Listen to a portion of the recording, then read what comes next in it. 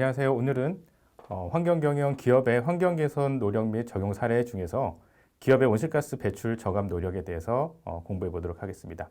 그 첫 번째 토픽으로 탄소 국경세와 아리백에 대해서 알아보겠습니다. 네, 탄소 중립 새로운 글로벌 패러다임으로 자리매김하고 있는데요.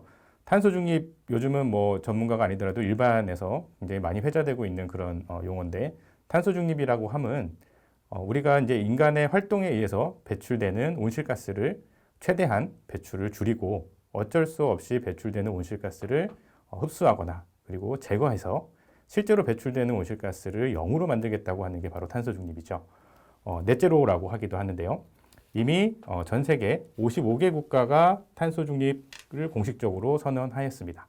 그리고 14개 국가가 이를 이제 입법화해서 법으로 법제화를 하였고요. 대한민국이 14번째로 탄소 중립을 법제화한 국가가 되겠습니다. 넷째로 목표를 채택했거나 고려 중인 국가가 전 세계 140여 개국이 되고요. 이 140여 개국이 넷제로를 달성할 경우 전 세계 배출량의 90%를 저감할 수 있는 그런 수준이 되겠습니다. 네. 이 탄소 중립의 큰 흐름을 이제 살펴보면 미국과 유럽연합은 탄소 국경세 도입을 예고하고 있습니다. 이 탄소 국경세는 새로운 무역 장벽으로 작용할 것으로 지금 예측이 되고 있고요. 이 탄소 국경세라고 함은 탄소 배출이 많은 국가에서 생산된 제품에 관세를 부과해서 배출 규제가 높은 미국이나 유럽, 자국 내의 기업을 보호하는 것을 목적으로 탄소 국경세가 도입을 추진하고 있습니다. 그리고 더불어서 이제 새로운 경제 질서의 핵심 키워드로 작용을 하고 있지요. 더불어서 이제 글로벌 에너지 전환이 추진되고 있습니다. 탄소 중립 글로벌 에너지 전환은 우리가 쓰고 있는 1차 에너지 공급의 탈탄소화, 화석연료나 화석에너지 사용을 줄이자는 그런 얘기가 되겠죠. 그리고 앞으로는 재생에너지 비중이 크게 확대될 전망입니다. 그래서 재생에너지 기반으로 한 최종 에너지 소비가 전기, 지금 현재는 열에너지 위주로 우리 에너지 믹스가 구성되어 있다면 앞으로는 전기 에너지를 사용하는 쪽으로 변화할 것입니다. 더불어서 이제 기업 활동에 있어서는 RE100이라고 하는 새로운 글로벌 기업 캠페인들이 추진되고 있죠. RE100은 후에 자세히 말씀드리겠지만 2050년까지 기업 생산 활동에 필요한 전력을 전체 100% 재생 전력으로 바꾸겠다고 하는 그런 캠페인이 되겠고, 2022년 2월 기준으로 지금 현재 349개의 기업이 가입되어 있습니다. 우리나라도 이제 이러한 글로벌 패러다임 흐름에 맞추어서 2050년 탄소 중립을 달성하겠다고 하는 비전을 확정했습니다. 2020년 12월에 확정을 했고, 2050년까지 탄소 중립을 이루겠다는 2050 장기 저탄소 발전 전략을 수립하였습니다. 그리고 2030년까지 우리나라가 국가 온실가스 감축 목표를 설정을 하였고, 이를 유엔에 제출하였습니다. 이 감축 목표는 우리나라 온실가스 배출량이 정점에 이르렀던 2018년 배출량을 기준으로 해서 2030년에는 그 2018년 배출량의 40%를 저감하겠다는 목표를 제출했고요. 이러한 이제 배출 저감을 위해서 탄소 다배출 업종의 저탄소 전환 촉진을 위해서 혁신 기술 도입이 반드시 필요하고, 그 혁신 기술 중에서는 CCUS 기술과 수소 에너지 등의 이런 기술들이 강조되고 있는 상황입니다. 자, 그러면 탄소 중립을 이루기 위해서 우리가 어떤 수단들을 도입할 수 있는지 한번 알아보도록 하겠습니다. 2050년까지 이제 30년이 채 남지 않았는데요. 전 세계 이산화탄소 배출량을 0으로 감축하기 위한 경로가 그렇게 그 선택지가 많지 않습니다. 그리고 정책적으로나 기술적으로 많은 노력이 필요한 그런 상황이라고 할 수 있겠습니다. 그 수단에 이제 첫 번째는 행동 변화가 되겠습니다. 행동 변화는 우리 개개인의 행동 변화를 의미하고요. 예를 들자면 이제 그런 것들이 있겠습니다. 가까운 거리는 걸어 다니거나 자전거를 활용해서 이제 자동차를 사용하지 않는다든지, 아니면 냉난방 온도를 조금 더 환경 친화적으로 조절하는 그런 개인들의 행동 변화를 포함할 수 있겠고요. 그리고 기존에 이제 화석 연료를 사용하는 그러한 장치들, 기기들이나 그리고 공장들의 에너지 효율을 향상시켜서 주어진 에너지를 최대한 효율적으로 활용하는 기술들, 그런 수단들이 두 번째가 되겠고요. 앞서 말씀드렸던 것처럼 이제 앞으로는 화석 에너지를 태워서 연로부터 생기는 에너지를 우리가 활용하는 것이 아니라 전기 에너지로 활용하자. 그리고 그 전기 에너지는 바로 재생에너지로부터 공급받으면 좋겠다라고 하는 것이고요. 그리고 이제 우리가 버려지고 있는 바이오매스, 폐목재들이나 바이오에너지, 폐식용유 이러한 바이오 자원들을 활용해서 에너지로 활용하자라고 하는 것이 다섯 번째. 그리고 앞으로는 이제 화석연료를 대체해서 수소를 새로운 에너지원으로 활용을 하자는 게 여섯 번째입니다. 앞에 이제 1번부터 6번까지의 수단들은 최대한 배출을 억제하는 그런 수단들로 여겨지고 있고요. 마지막 CCUS 기술은 CCUS 수단은 어쩔 수 없이 배출되는 그러한 온실가스를 처리할 수 있는 수단으로 여겨지고 있습니다. CCUS에 대해서 뒤에 자세히 배우게 되겠는데요. CCUS는 카본 캡처 유틸라이제이션 앤 스토리지의 약자로 이산화탄소 포집, 활용, 저장 기술을 의미합니다. 이제 탄소 중립 수단들을 살펴보면 2020년 기준으로 이제 배출되는 온실가스를 기준으로 앞으로 이제 인간의 활동에 의해서 다양한 활동들이 이제 추가적으로 확장될 것이기 때문에 2030년까지 인간의 활동이 24% 증가할 것으로 보고 여기에서는 약 50%의 온실가스를 감축할 수 있을 것으로 보여지고요. 2050년까지는 다시 그 인간의 활동 영역이 51% 활동도가 증가하고 그 활동 증가한 배출량의 100%를 저감하기 위해서 앞서 말씀드렸던 행동변화, 에너지 효율, 수소 기반의 연료, 전기화, 바이오에너지, 신재생에너지, 그리고 연료전환, CCUS, 이 중에 CCUS가 18%의 감축에 기여할 것으로 전망되고 있습니다.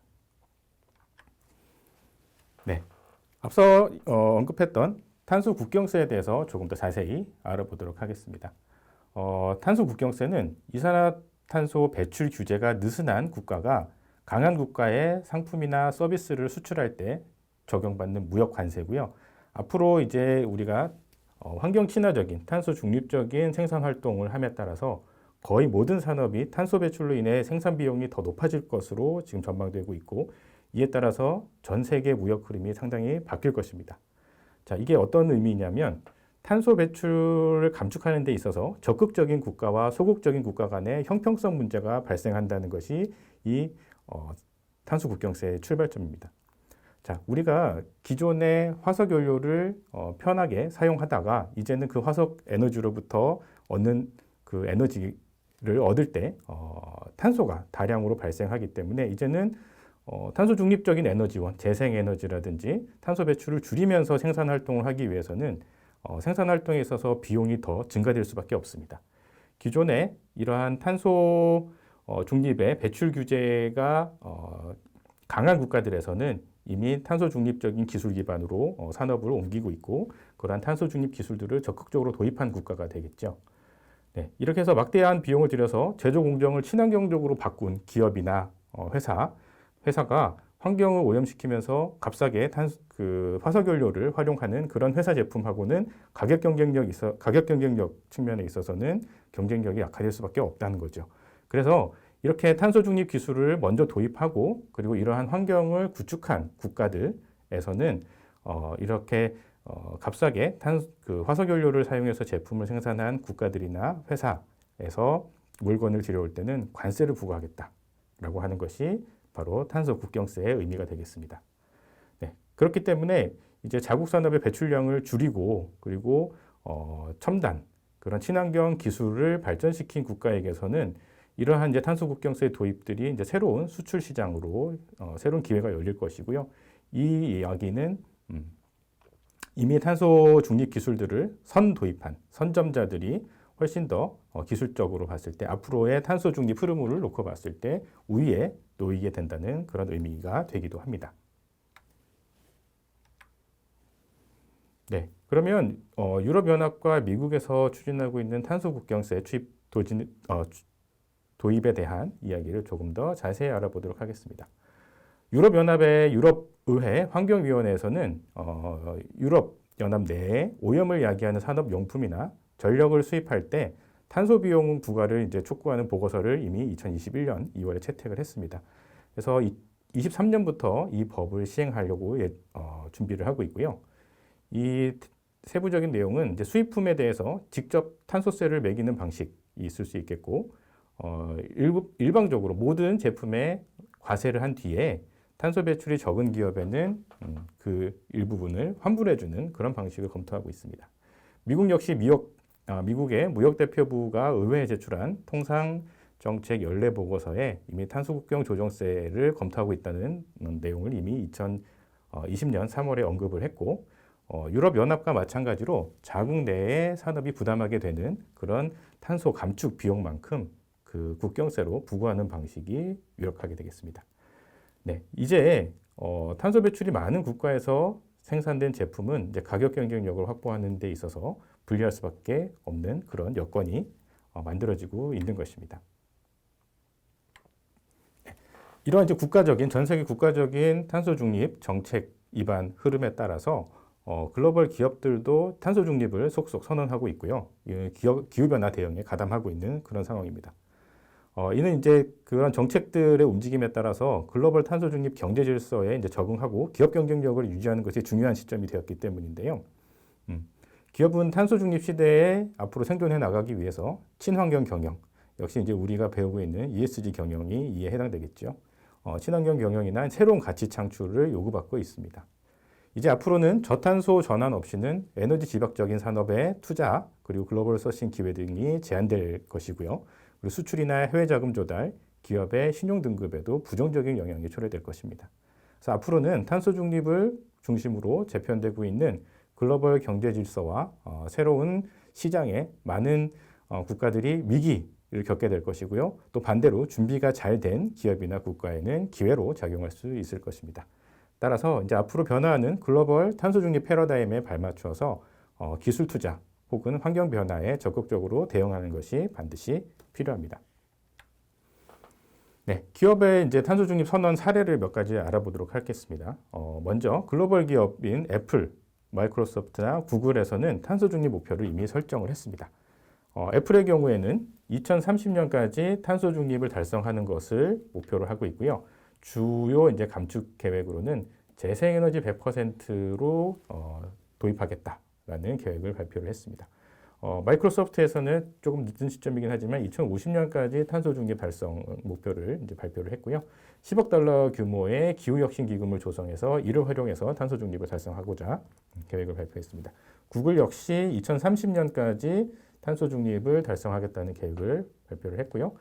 재생에너지 개발에 70억 달러의 투자를 발표를 했습니다. 자, 그럼 이제 아리백, 기업들이 참여하고 있는 아리백 캠페인에 대해서 한번 알아보도록 하겠습니다. 아리백은 Renewable Electricity, 신재생 전력의 약자, RE의 약자고요. 100%, 100은 100%의 약자입니다. 그래서 아리백이라고 함은 기업 활동에 필요한 전력의 전체 100%를 태양광이나 풍력과 같은 재생에너지를 이용해서 생산된 재생전력을 활용하겠다는 그런 자발적인 글로벌 캠페인이 되겠고요. 이 캠페인은 탄소 정보 공개 프로젝트와 파트너십을 맺고 있는 다국적 비영리 기구인 더 클라이밋 그룹의 주도로 2014년에 시작된 캠페인입니다. 올해 2월 7일 기준으로 아리백 캠페인에 가입한 글로벌 기업의 숫자는 349개에 달하고 있고요. 한국 기업으로는 현재 참여하고 있는 기업의 숫자가 14개 기업이 되겠습니다. 여기 보시는 것처럼 SK 계열사로 SKC, SK실트론, SK머티리얼스, 그리고 주 SK, SK텔레콤, SK하이닉스 6개의 SK 계열사가 참여하고 있고요. 그리고 아모레퍼시픽, LG에너지솔루션, 한국수자원공사, KB금융그룹, 고려아연, 미래에셋증권, SK아이테크놀로지, 롯데칠성음료 이렇게 우리나라 기업에서도 적극적으로 아리백 캠페인에 참여를 서두르고 있는 그런 상황입니다. 자, 이와 같이 그 기업들이 아리백 캠페인에 경쟁적으로 참여하고 있는 이유는 뭐냐면 앞서 말씀드렸던 것처럼 선점자 우위의 그런 이점을 확보하기 위해서입니다. 이런 대응에 타이밍 시점을 못 맞추고 도태될 경우에는 수출에 막대한 타격을 입게 되기 때문인데요. 아리백에 이제 가입하는 글로벌 기업의 숫자가 이제 가파르게 증가하고 우리나라 기업도 가입하기 시작한 것은 이제 글로벌 수출 경쟁에서 살아남기 위한 그런 목적이 있습니다.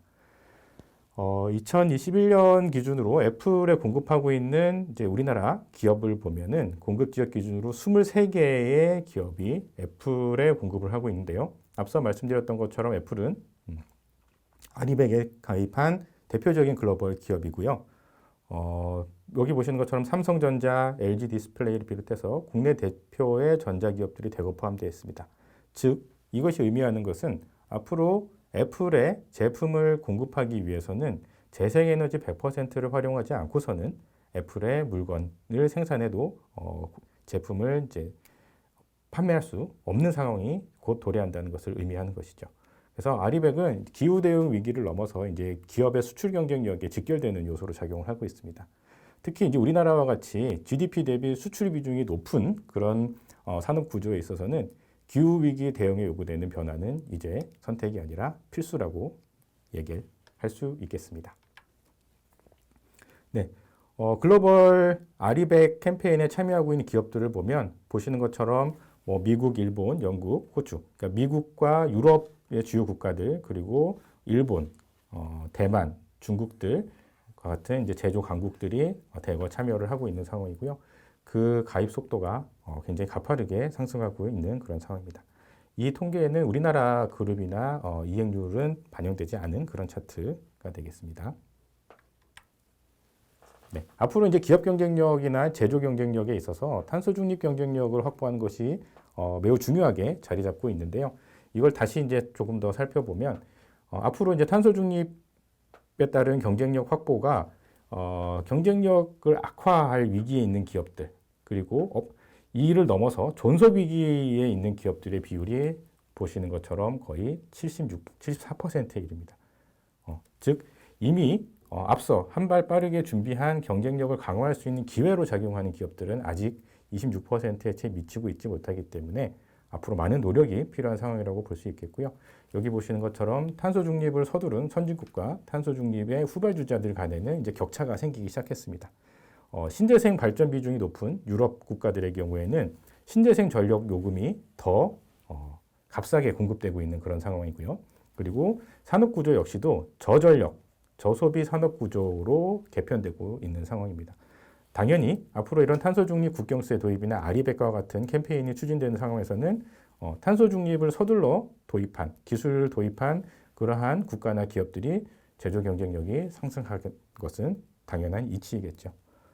네, 그러면 여기에서 토픽 1에 대한 이야기를 마치도록 하겠습니다.